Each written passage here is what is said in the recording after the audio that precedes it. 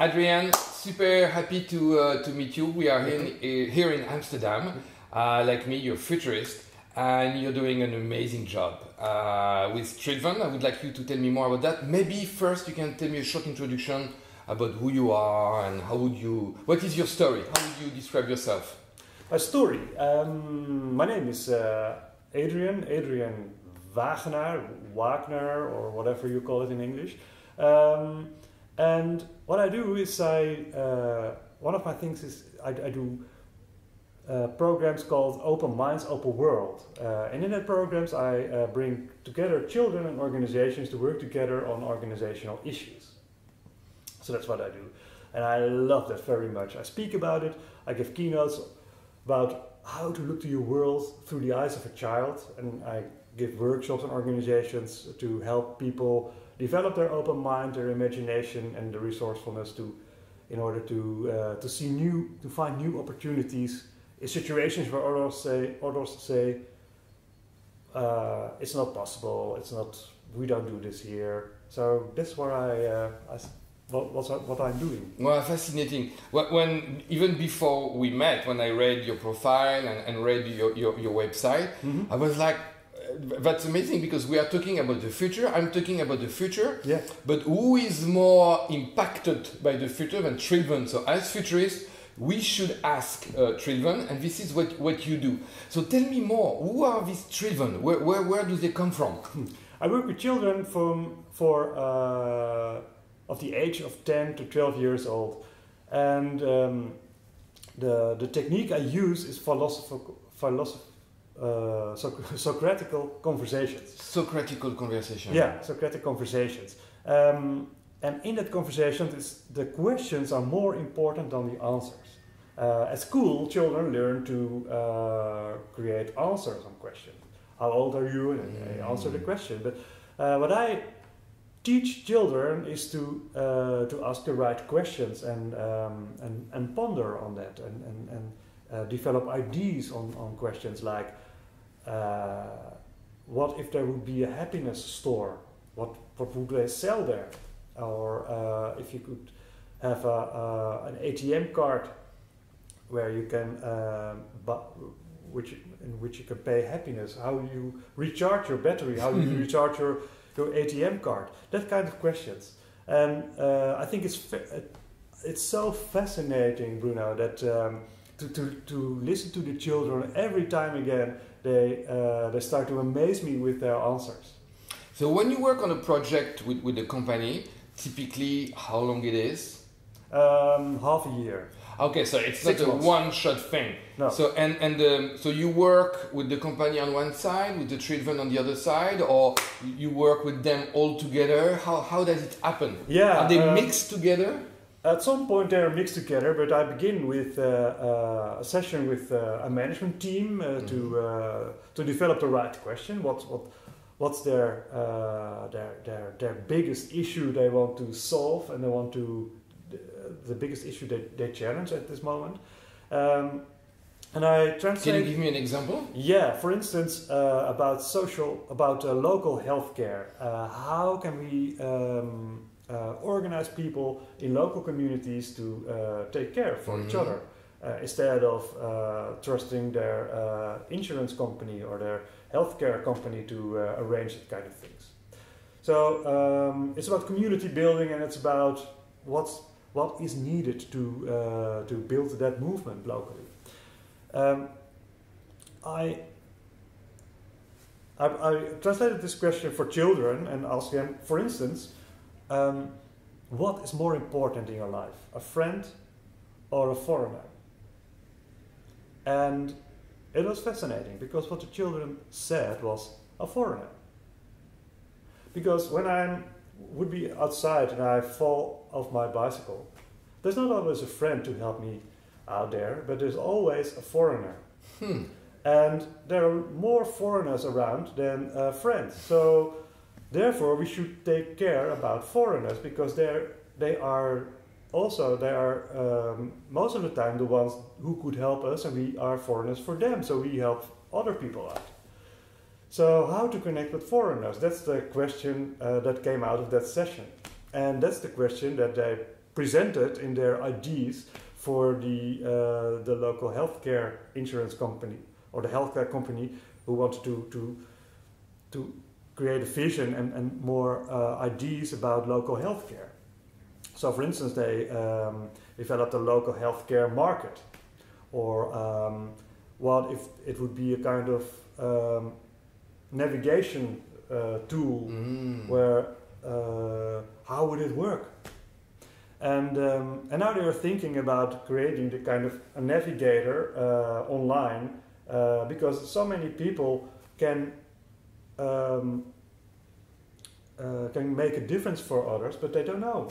I don't know you before today. I didn't know you before today, but maybe you are a great mindfulness teacher, and I need mindfulness in my life right now because I'm very stressed, or I'm afraid that I will lose my job. So it could be a good thing to get in touch with you, and that navigator helps me to find you on the website of the insurance company to get in touch without the insurance company selling insurance products. You know, their role is changing.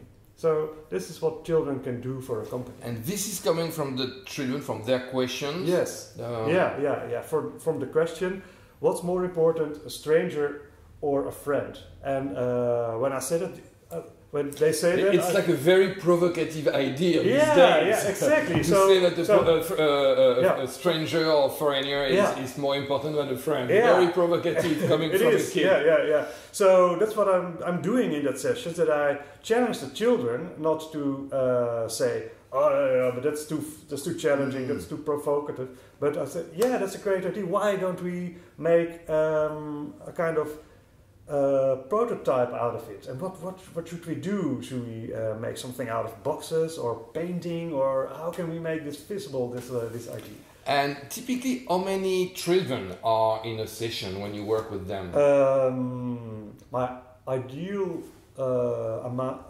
ideal group consists of 10 children, because then I can manage it. I must say.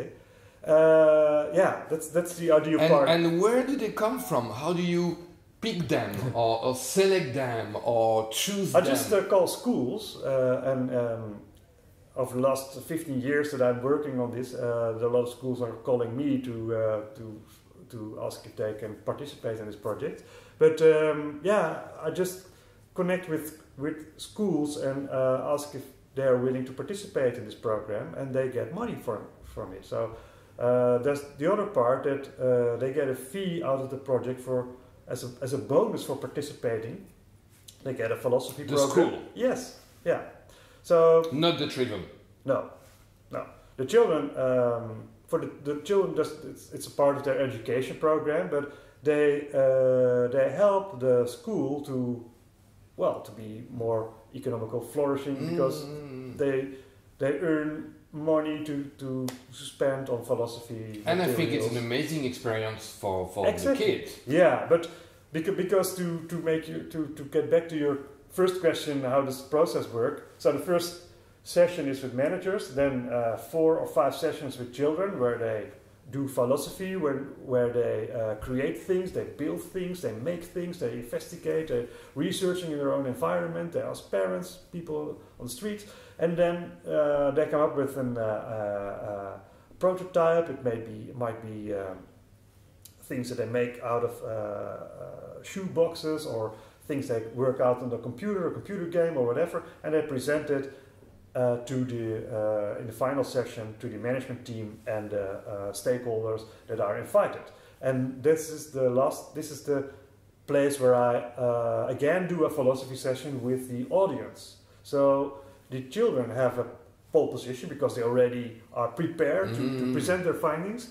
But so you don't present; they present their findings in front of the managers. Exactly. Yeah. So I have to prepare them to make themselves comfortable to do that, and not see the managers as adults who should be treated like they're kings or so. But they have to be themselves. The children have to be themselves, and that's my job in that session, to help the children to feel confident and the managers to open their eyes and open their mind for new insights.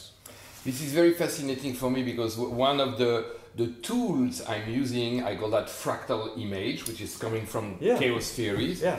And I give a couple of examples. One example is like, previously our life was like more linear with clear transition, like you're young, you're a kid, you're children, you learn. Mm-hmm. And then you're an adult, you work. And then you retired and you rest. And then whatever after. And what I think I said is, no, this life is not the one that is adapted to our new world. And I say, look, kids should have more like work experience and adults should remember how to learn and be kids. And basically, you are doing this exactly. This is exactly what you are doing. Not only mixing, but having the kids working for adults interacting with the kids at the workplace. Yeah. So it's like the perfect example.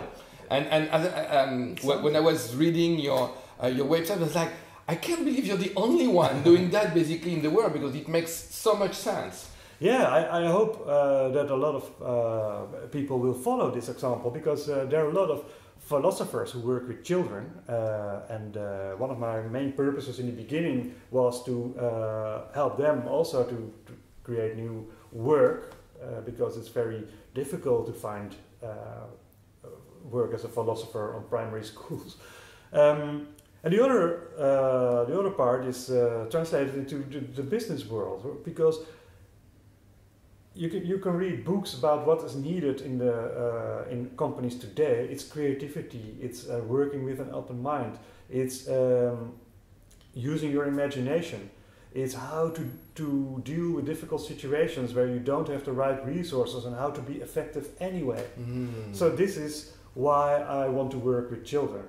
And it's interesting what you said, Bruno, about the fractals and learning from it. I think it's one of the biggest misunderstandings in our society, that we think children will learn a lot the moment they go to school. And we seldom realize that children also unlearn when they go to school.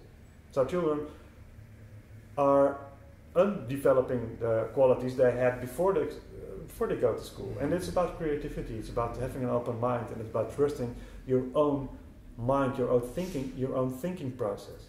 And here's the other part of the so-called inconvenient truth, is when we start to work in organizations, the same thing happens as when we were children at schools.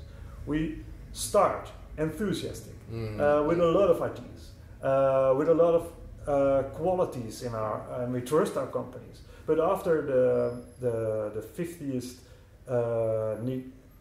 neglecting our proposals, people who say, no, don't do that this way. Most people in organizations start to opt out, start to think small instead of think big. So what happens to children happens to people in organizations. And I see it as my mission to bring those two together and help them to revitalize the qualities they already have. So you don't have to learn new things, you just have to remember the things you already know. I'm totally convinced and again fascinated. I remember in my book I give these examples where they mix, or actually they put young kids in a nursing home for old people, for very old people. Yeah. And they have noticed, they were doing that like as a social thing, but one thing they have noticed is that the kids learn so much from the older person. Yeah. And the older person, they have time. And they are so happy to see these young kids. Yeah. And one unexpected result is that the level of medicine, typically sleeping tablets and all these things, has decreased dramatically for the old people. Wow. So it's like a double benefit. And now there is like a waiting list to put your kids on this school. Great. And it's like you are doing, you are giving another example, which is we shouldn't wait for being old. We should mix what kids can learn from the working world, and what can the working world learn from kids. Exactly. Yeah. So that's a nice interaction between those two. you challenged me. There's another research in the United States. I think it was in Michigan, where they did a project on a primary school with children in with a difficult situation. Parents with drugs, alcohol, jail, that kind of things. And the experiment was, let's create for them an ideal environment at school. So with a lot of nursing, a lot of attention, a lot of teachers around with special attention for the children. Let's see if we can break the pattern of that the children will become also drug addicts when they leave school or go into the criminal activities. And when they followed the children 20 years later, they saw indeed that the children were less involved in criminal activities than the peer groups that they investigated.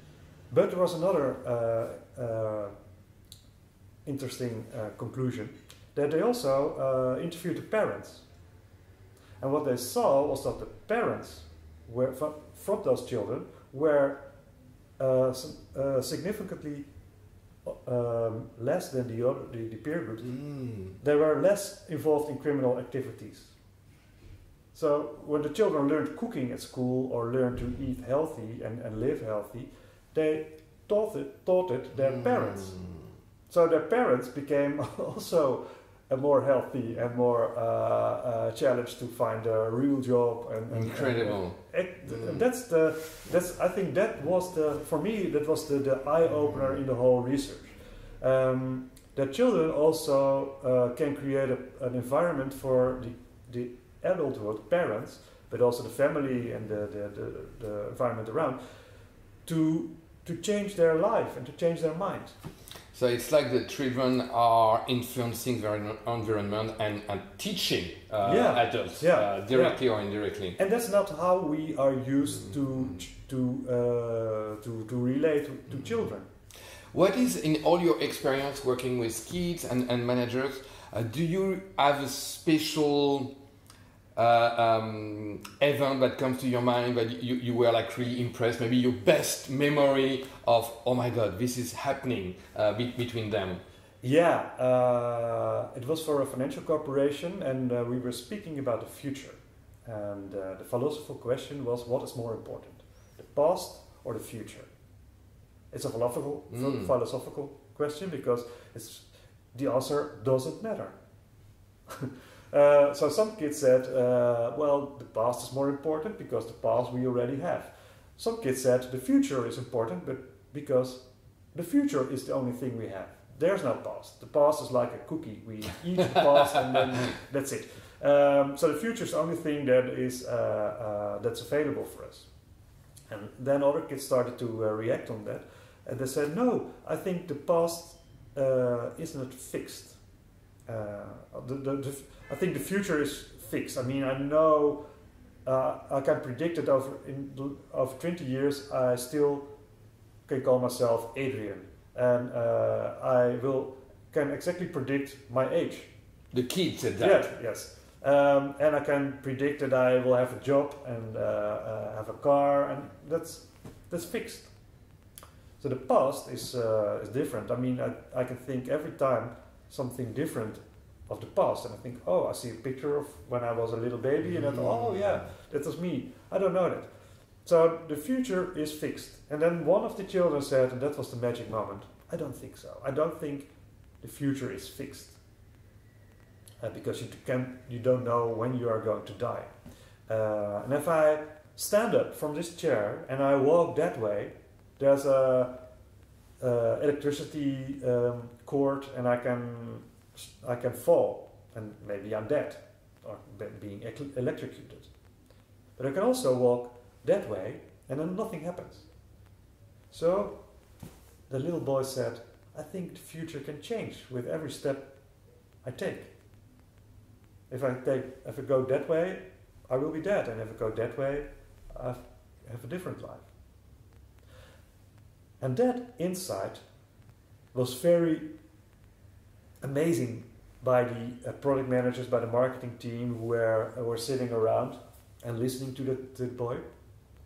Yeah, when we are thinking about creating new financial products and retirement products, we think people will know exactly where they will be in the next 20 years. But what if people change their lives? What if they are a marketing director now and they quit their job and they go to Africa to work in a little village to help people out there, or begin a hotel somewhere in France, or have a total different life and with a total different perspective? What kind of service do we have for people who move with every step they take?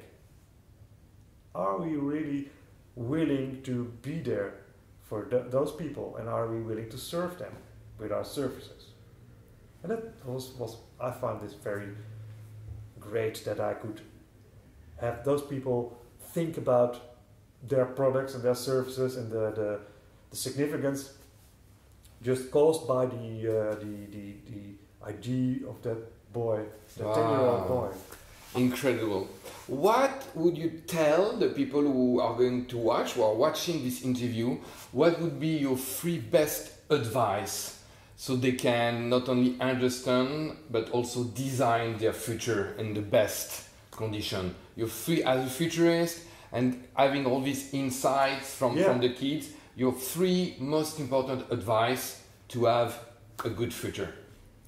Okay, I think I make it 5 small points. Okay. Yeah, but very small, because this is what I learned from the 15 years working with those children and managers.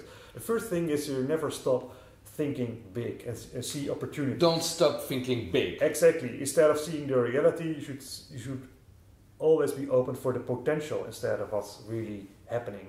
So the potential of what's happening. The second step is think small. So that's very paradoxical.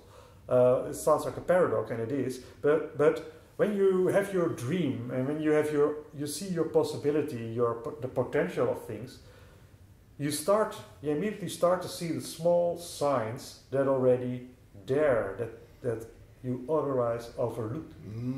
So that's the second step. Think small and be open, be ready, and be available for the small signs that are already in your environment and near you, they're in front of you. And the third step is the third principle, I think, is advice is to change a negative thought into a helping thought. Things like, I can't do this, I'm too old, I'm too young, I don't have the right experience. Change it into a thought of that helps you to see the world differently. So that's the turning principle of the whole thing, to face your negative thoughts. You should really be able to do that and change them. The fourth thing is create a helping environment and organize your environment that helps you to realize your dream, your potential. And the moment you see, you think big, you see your potential, and the moment you see the small signs, and the moment you are able to transform your negative thought into a helping thought, a positive thought, you see there's a helping environment already there. It's around you. You just can tap in.